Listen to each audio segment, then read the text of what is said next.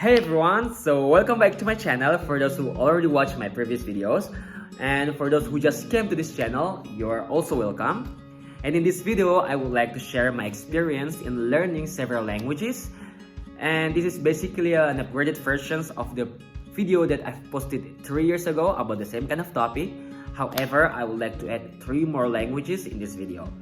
And for those who doesn't know yet, so I'm Arif.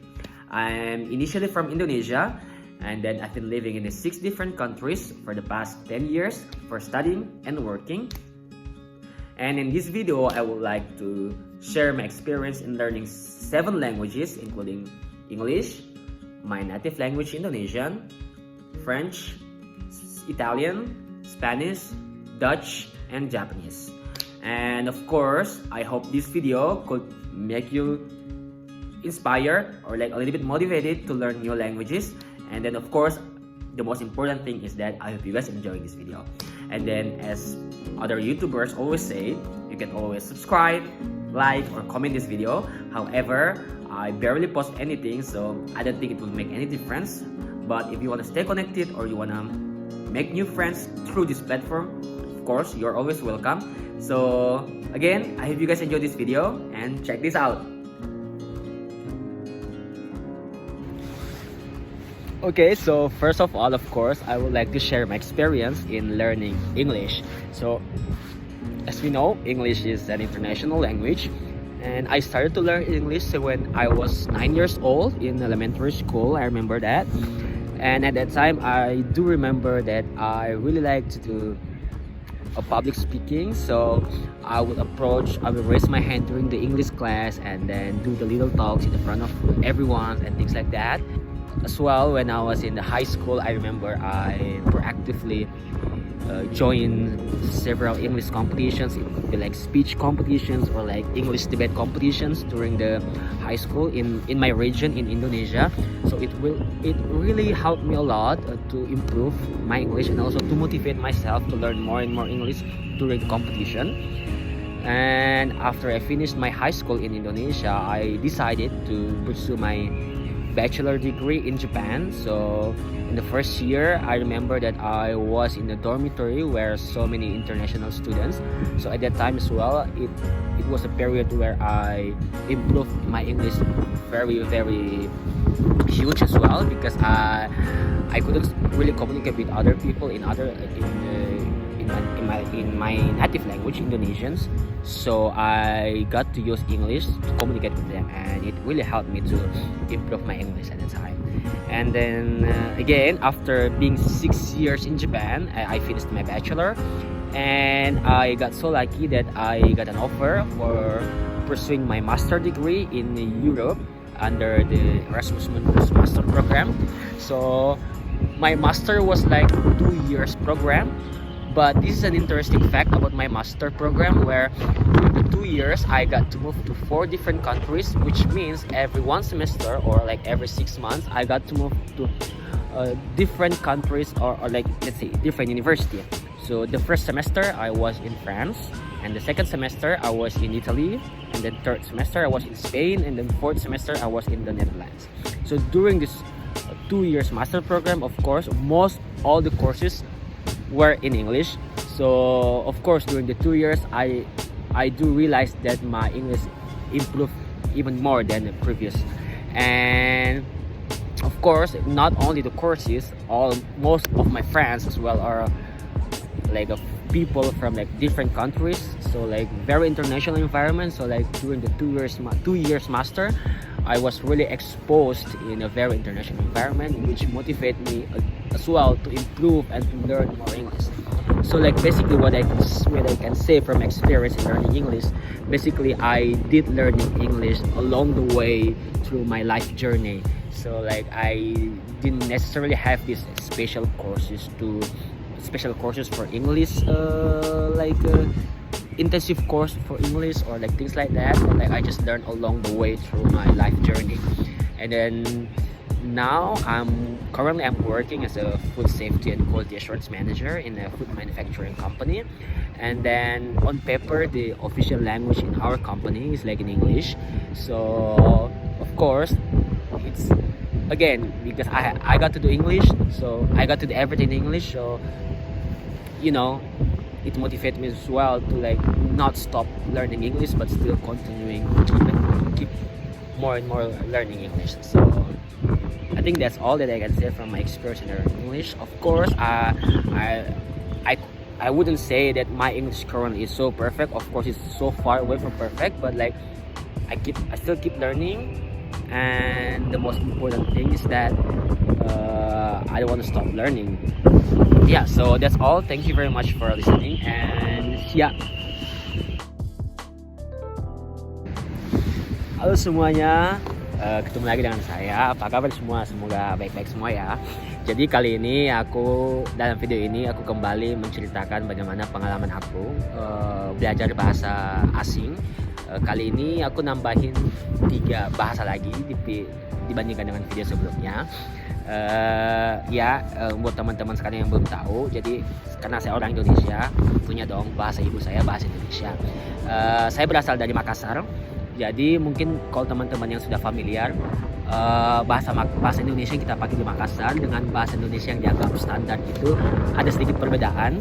Terutama bahasa Indonesia yang kita pakai di Makassar itu biasanya digunakan dengan menggunakan tambahan partikel seperti mi, ji, pi, yang kadang-kadang orang di luar Makassar agak susah untuk mengerti kapan penggunaan partikel-partikel tersebut. Cuman kali ini melalui video ini saya ingin menggunakan bahasa Indonesia yang sestandar mungkin supaya teman-teman semua ngerti. Jadi sekarang saya posisinya ada di Amsterdam, Belanda. Saya sekarang kerja di sini. Sebelumnya saya studi master di 4 negara berbeda. Karena ini master yang dibawahi Erasmus Mundus. Jadi semester pertama saya ada di Prancis, semester kedua ada di Bali, semester ketiga di Spanyol, terus semester keempat di Belanda. Selama 2 tahun itu saya mencoba untuk selalu belajar bahasa-bahasa lokal di mana saya berada. Walaupun pada dasarnya hampir semua kelas yang saya ikuti pada saat master itu bukan dalam bahasa lokal tapi dalam bahasa Inggris. Tapi saya sangat senang sekali karena saya bisa memanage diri saya untuk belajar bahasa lokal ketika saya berada di negara tersebut untuk lebih mengasimilasi diri sendiri ke lingkungan di mana saya berada, dan itu sangat membantu saya untuk lebih terbuka wawasannya dan menambah pengetahuan bahasa.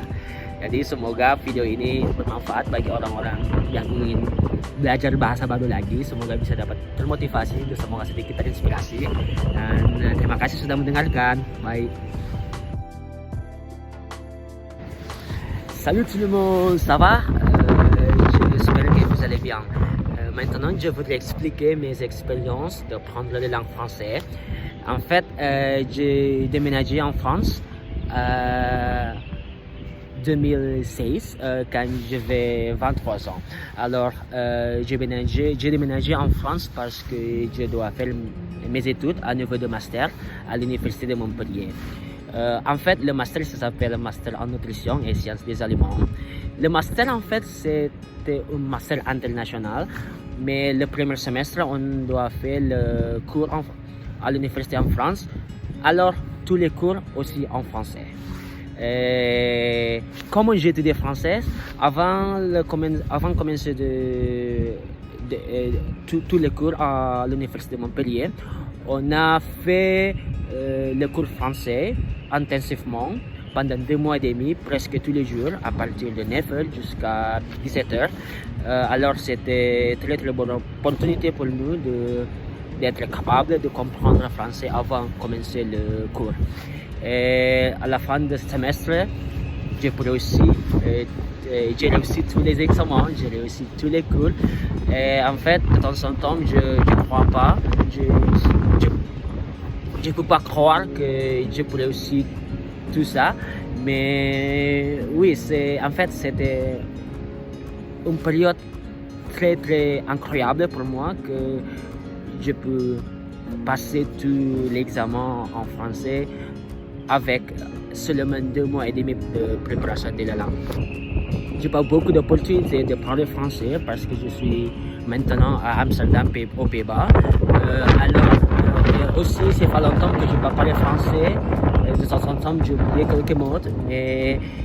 Oui, mais en fait, je visite France, à Paris, ma meilleure amie, de temps en temps. Alors, j'ai encore un petit peu l'opportunité de parler français, d'utiliser français, d'écouter français quand je visite ma meilleure amie à Paris.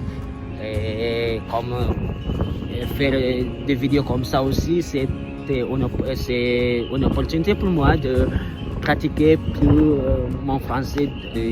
Alors, j'oublie pas de langue française. Alors, je pense que c'est tout que je peux dire sur mes expériences de apprendre français. Et merci beaucoup. Ciao ragazzi, ragazzo, amici, buongiorno, come va? Spero che tutti bene. Adesso voglio spiegare come ho studiato la lingua italiana. Allora, sono venuto in Italia in 2017. Ero in Bari per 3 mesi e poi ero in Potenza per altri 3 mesi all'Università degli Studi della Basilicata. Quando ero in Italia tutto il corso che ho studiato erano in inglese, allora non l'ho avuto molto di opportunità di praticare la lingua italiana, però la lingua italiana è molto simile con la lingua francese, allora per me è un po' più facile di cominciare a studiare la lingua italiana. E anche quando ho studiato in Italia ho vissuto alla casa di studente dove ci sono molto studenti italiano che non parlano bene inglese, allora ho l'opportunità di praticare il mio italiano con loro. Anche quando ero in Italia ero in mia prima esperienza in relazione con qualcuno speciale, allora era anche una buona opportunità di praticare e studiare più la lingua italiana. Penso che sia tutto che posso dire sulla mia esperienza di studiare la lingua italiana. Grazie mille per ascoltare, grazie mille, ciao. Entonces, hola chicas y chicos, ¿cómo estáis? Espero que vosotros todos bien. A partir de ahora me gustaría explicar mi experiencia de estudiar el idioma español. Viví en España en septiembre 2017 por hacer mis estudios máster, solamente 6 meses, en Zaragoza. Fue lo mismo cuando estaba en Italia. Todos los cursos estaban en inglés, entonces no lo tengo mucho de oportunidad de estudiar y practicar el idioma español, pero también con lo mismo con el idioma italiano, el idioma español también muy similar con el idioma francés y el idioma italiano. Entonces para mí un poco más fácil de empezar de estudiar el idioma español.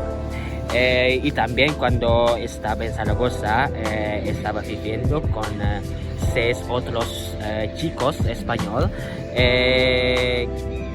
quien fueron muy amables y a veces me ayudó por practicar mi español. Y también cuando estaba en Zaragoza me gustó mucho una TV show, se llama Operación Triunfo, y lo vi de el programa todos los días, casi todos los días, y también puedo escuchar mucho de nuevas palabras de ese programa. Entonces creo que eso es todo que puedo hablar sobre mi experiencia de estudiar el lengua español. Muchas gracias por escucharme. Chao, buenas tardes.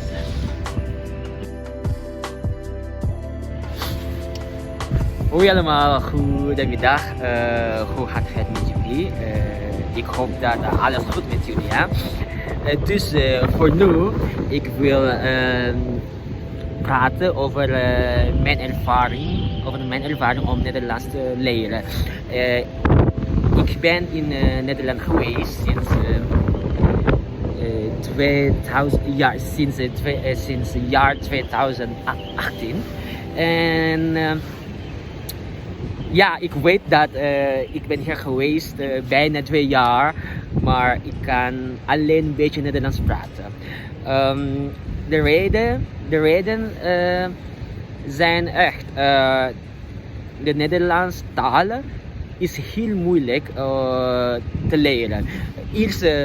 Eerste reden waarom de Nederlands is moeilijk voor mij is dat bijna alle de mensen hier in Nederland wel Engels praten.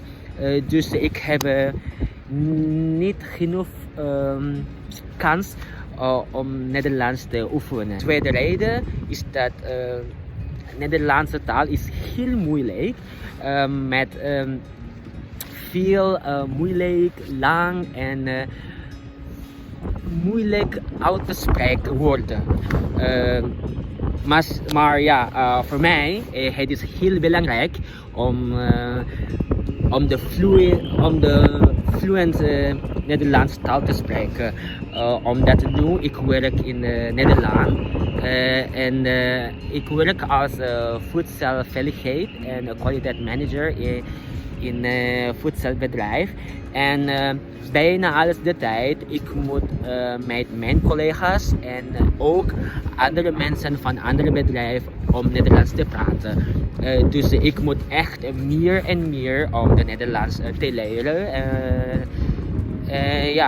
Ik heb Nederlands A1 course gedaan. Ik denk dat 3 maanden geleden. Maar ik denk dat het is nog niet genoeg. Dus ik denk dat, maar voor nu, het helpt me veel. Dus voor de volgende keer, ik wil de hogere niveau van Nederlandse taal doen.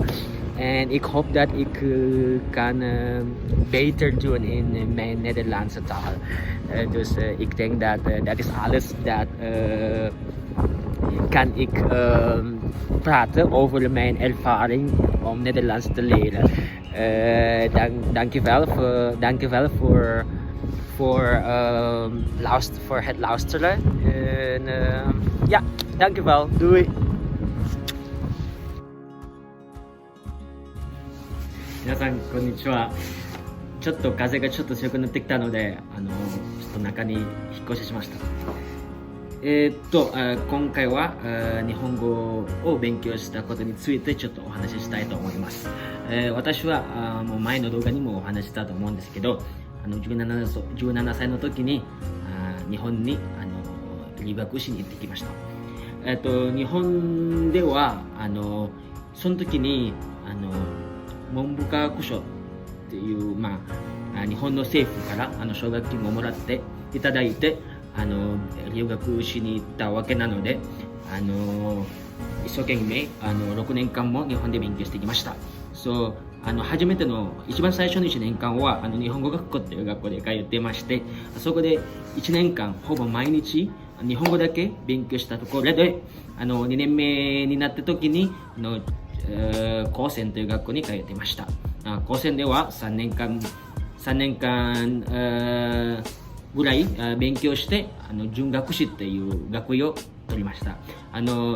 高専では、物質工学科っていうということを勉学してきました。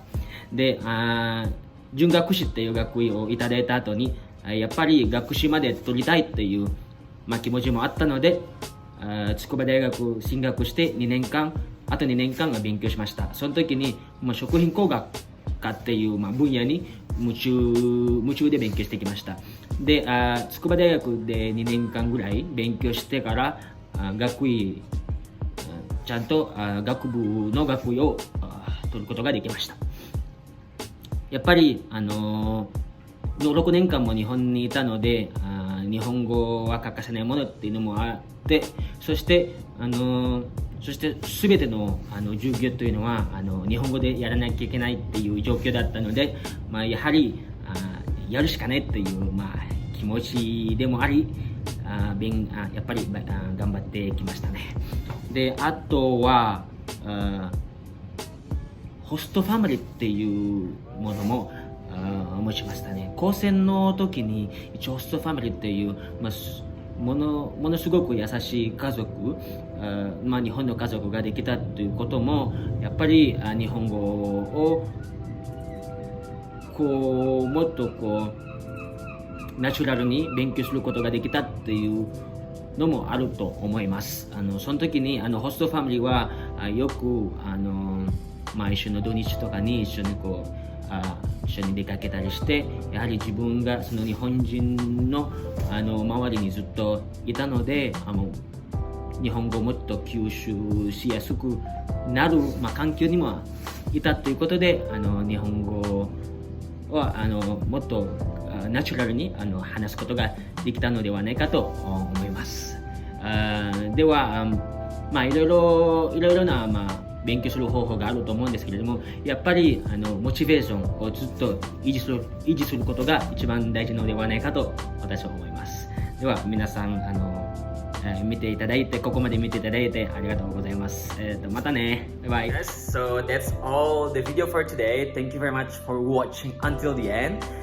And I hope next time I could come up with the video with more languages, or at least could be more fluent in several languages.